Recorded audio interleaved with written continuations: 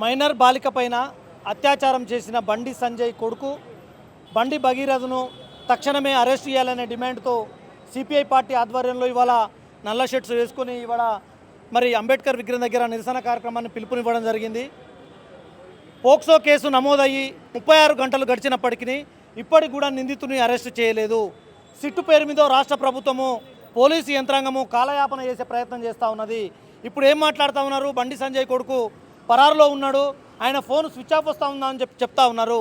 నిజంగా కేసు నమోదయ్యి ఇన్ని రోజులు అయినప్పటికీ ఎందుకు ఆయనను అదుపులోకి తీసుకోలేదని చెప్పేసి ఇవాళ రాష్ట్ర ప్రభుత్వాన్ని ప్రశ్నిస్తూ ఉన్నాం. బండి సంజయ్ మరి నా మీద కుట్ర జరుగుతూ ఉన్నది, నేను రాజకీయంగా నా ఎదుగుదలను ఓర్వలేదని చెప్పేసి మాట్లాడుతూ ఉన్నాడు.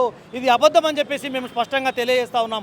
గతంలో బండి సంజయ్ కొడుకు తన జూనియర్ల పైన పాశవికంగా దాడి చేసినప్పుడు మరి ఆ రోజు కూడా వెనకేసుకొచ్చే ప్రయత్నం చేసిండు.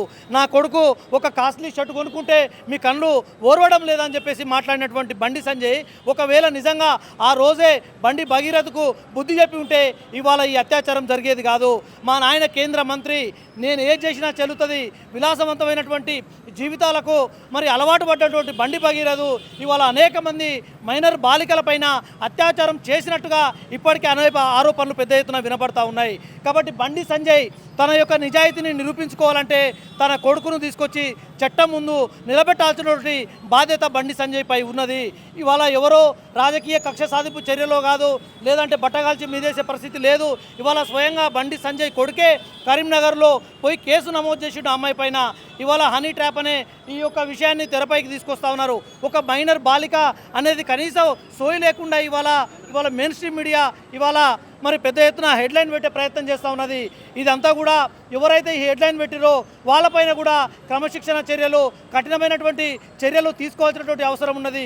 మెయిన్ స్ట్రీమ్ మీడియా ఇవాళ మాట్లాడకపోవడం వల్ల మెయిన్ స్ట్రీమ్ మీడియాకు భిన్నంగా ఉన్నటువంటి ఎవరైతే బాధితులు ఉన్నారో అన్యాయం ఎక్కడ జరుగుతుందో ఆ అన్యాయం జరుగుతున్నటువంటి చోట బాధితుల పక్షాన ఇవాళ సోషల్ మీడియా అదేవిధంగా యూట్యూబర్లందరూ కూడా నిలబడి మరి నేరస్తులకు శిక్ష పడే వరకు కూడా పోరాడతామని చెప్పేసి వాళ్ళు బాధితుల పక్షాన ఉన్నందుకు ఇవాళ అనేక బెదిరింపులకు, అనేక రకమైనటువంటి భయాందోళనలకు గురి చేసే పరిస్థితి ఇవాళ కొనసాగుతుంది. కాబట్టి బీజేపీ ఏం చెప్తుందంటే అమ్మాయి కేంద్ర మినిస్టర్ కాబట్టి అబ్బాయి కావాలని ట్రాప్ చేసిన డబ్బుల కోసం అని చెప్పేసి బీజేపీ మైనర్ అమ్మాయిని బండి భగీరథే ట్రాప్ చేసిండు.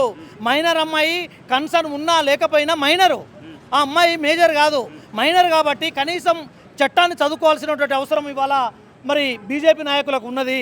చట్టాన్ని చదువుకోకుండా అడ్డగోలుగా మాట్లాడితే అది వేరే ముస్లిం వాళ్ళు చేస్తే మాత్రం లవ్ జిహాద్ అని చెప్పేసి ప్రచారం చేస్తారు. ఒకవేళ నిజంగా ఇవాళ రాష్ట్రంలో ఉన్నటువంటి మంత్రి ఏ మంత్రి కొడుకైనా ఈ రకంగా చేసుంటే ఇప్పటికే పెద్ద ఎత్తున బీజేపీ రోడ్ల మీదకి వచ్చి మరి రాష్ట్రాన్ని అగ్గిగుండం చేసేవాళ్ళు. కానీ వాళ్ళ నిమ్మకు నీరెత్తినట్టు వ్యవహరిస్తూ ఉన్నారు. బాధితురాలపైన బండలేసే ప్రయత్నం చేస్తున్నారు. చాలా సిగ్గుచేటు. ఇవాళ పొద్దుగాల లేస్తే భారత మాతకి జై అని చెప్పేసి రోడ్ల మీదకి వచ్చేటువంటి బీజేపీ నాయకులు ఇవాళ భారత మాత మహిళ పైన మరి అత్యాచారం జరుగుతుంటే ఎందుకు మౌనంగా ఉన్నారు? మీ నినాదాలు కేవలం రాజకీయ ప్రయోజనాల కోసమే, మీరున్నది హిందువుల కోసం లేదు అనేది ఇవాళ సమాజం మొత్తం గుర్తించింది. కాబట్టి బీజేపీ కానీ కాంగ్రెస్ పార్టీ రెండు కేంద్ర రాష్ట్ర ప్రభుత్వాలు బండి భగీరథను అరెస్ట్ చేసి మరి రిమాండ్ చేయకపోతే దేశవ్యాప్తంగా సిపిఐ పార్టీగా ఉద్యమం చేస్తామని చెప్పేసి తెలియజేస్తా ఉన్నాం. పెట్టకూడదు. కేసు పెట్టిన వాళ్ళు లేదంటే కేసు నమోదు చేసిన వాళ్ళపైన కూడా ఖచ్చితంగా మరి క్రమశిక్షణ చర్యలు కావచ్చు. పోలీస్ డిపార్ట్మెంట్ అయితే ఎవరైతే పెట్టిరో ఇది ఫాల్స్ కేసుగా పరిగణించి ఆ కేసుని తక్షణమే మరి వెనక్కి తీసుకోవాల్సిన అవసరం ఉంటుంది. నిజంగా చెప్పాలంటే బాధితురాలు పోలీస్ స్టేషన్కి వెళ్ళి 6 గంటలైన తర్వాత కూడా కనీసం కేసు నమోదు చేయలేదు. ఆ తర్వాత సోషల్ మీడియా ఇన్ఫ్లుయెన్సర్స్ కావచ్చు, మీలాంటి యూట్యూబర్లు అందరూ వెళ్ళి బాధితురాలకి మద్దతుగా నిలబడ్డ తర్వాతనే పోక్సో కేసు అనేది నమోదు చేయడం జరిగింది. కానీ ఇప్పటి వరకు అరెస్టు లేదు. కాబట్టి తక్షణమే ఇవాళ రాష్ట్ర ప్రభుత్వము స్పందించి మరి సిట్టు ద్వారా మరి కాలయాపనే తప్ప ఎటువంటి చర్య ఉండదు. కాబట్టి పోక్సో కేసు కింద సామాన్యులకు ఏ రకమైనటువంటి అరెస్టు శిక్షలు ఉంటాయో బండి సంజయ్ కొడుకు కూడా అదే వర్తించాలని చెప్పేసి సిపిఐ పార్టీగా డిమాండ్ చేస్తా ఉన్నాం.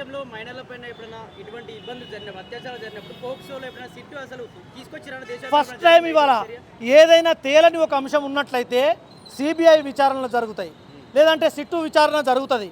కానీ ఇక్కడ పోక్సో కేసులో సిట్ అవసరమేంది? కేవలము కాలయాపన చేయడం కోసం మాత్రమే, లేదంటే తన యాంటిసిపేటరీ బెయిల్ తెచ్చుకోవడం కోసం మాత్రమే సహకరిస్తున్న నిందితులకు తప్ప నిందితులను మరి శిక్షించి బాధితులకు రక్షణ కల్పించడంలో ఈ రాష్ట్ర ప్రభుత్వం వైఫల్యం చెందిందని చెప్పేసి సిపిఐ పార్టీగా తెలియజేస్తా ఉన్నాం. నిన్న పొన్నం ప్రభాకర్ మాట్లాడుతూ అమ్మాయితో పెళ్లి చేసుకుంటూ అదే అయితే అయిపోగా అని చెప్పేసి ఒక మైనర్ అమ్మాయితో పెళ్లి సంబంధం మాట్లాడుకుంటూ అయిపోగా పంచాయతీ ఎందుకు అని చెప్పేసి మాట్లాడండి. దాన్ని ఏ విధంగా అర్థం చేసుకోవాలి? నిజంగా చెప్పాలంటే మంత్రులు అత్యంత అవగాహన రాహిత్యంతో వ్యవహరిస్తూ ఉన్నారు. ఒక మైనర్ బాలిక పైన అత్యాచారం జరిగిందని చెప్తే ఇమీడియట్లీ బాలికకు మద్దతుగా నిలబడాల్సి, నేరస్తులు నిందితులు ఎవరైతే ఉన్నారో వాళ్ళని శిక్షించాలని చెప్పేసి రాష్ట్ర ప్రభుత్వ యంత్రాంగం మీద ఒత్తిడి తీసుకురావాల్సిన బాధ్యత మంత్రులపైన ఉన్నది. కాబట్టి కేవలం పెద్ద మనుషులకు వదిలేసి వాళ్ళు సెటిల్మెంట్ చేసుకోవడం చెప్పడం అనేది అత్యంత అవమానకరం అని చెప్పేసి నేను తెలియజేస్తా ఉన్నాను. పోలీసు ఉన్నతాధికారులు నిన్న రేవంత్ రెడ్డితో మాట్లాడుతూ నరేంద్ర మోడీకి మీటింగ్ ఉండడం వల్ల మీ అందరూ అక్కడ బిజీ ఉండడం వల్ల ఈ కేసును పట్టించుకోలేకపోయారు. మే 10వ తారీఖు నరేంద్ర మోడీ సభ అయిపోయింది. ఇవాళ 12వ తారీఖు ఎందుకు అరెస్ట్ చేయలేదు? ఒకవేళ సాధారణంగా ఎవరైనా చేసి ఉంటే, మామూలు ఆర్డినరీ పీపుల్ ఎవరైనా చేసి ఉంటే ఈ పాటికి రిమాండ్ అయ్యేది. కానీ ఇవాళ కేంద్ర మంత్రి కొడుకు కాబట్టి రిమాండ్ చేయట్లేదు. టైంకు పరారైపోయింది. పరారు ఆల్రెడీ కేసు నమోదైన తర్వాత ఎక్కడైనా ఒక సంఘటన జరిగినప్పుడు ఇమ్మీడియట్లీ నిందితులను కూడా పోలీసులు తమ ఆధీనంలో పెట్టుకొని ఒక 2-3 రోజుల తర్వాత విచారణ జరిపి మరి పబ్లిక్ డొమైన్లోకి తీసుకొచ్చి చట్టం ముందు ప్రవేశపెడతారు, కోర్టులలో ప్రవేశపెడతారు. ఎందుకు వాళ్ళని అరెస్ట్ చేయలేదు అంటే తప్పించుకోపోవడానికి వీళ్ళే అవకాశం కల్పించారు అనేది స్పష్టమవుతోంది. మరి తెలుస్తూ ఉన్నది కదా, ఒకవేళ ఈ రాష్ట్ర ప్రభుత్వానికి చిత్తశుద్ధి ఉంటే ఈ పార్టీకి అరెస్ట్ జరిగేది కదా. ఆయన ఎక్కడుండో ఏందో, ఏదో చిన్న సంఘటన జరగగానే లేదంటే ప్రభుత్వానికి వ్యతిరేకంగా నిరసన కార్యక్రమం జరిగితే ఎక్కడున్నారో ఉద్యమకారులను పట్టుకొచ్చి గృహ నిర్బంధం చేసి అరెస్ట్ చేస్తారు కదా. మరి ఒక రేప్ చేసినటువంటి వ్యక్తిని ఎందుకు వదిలిపెట్టినట్టు?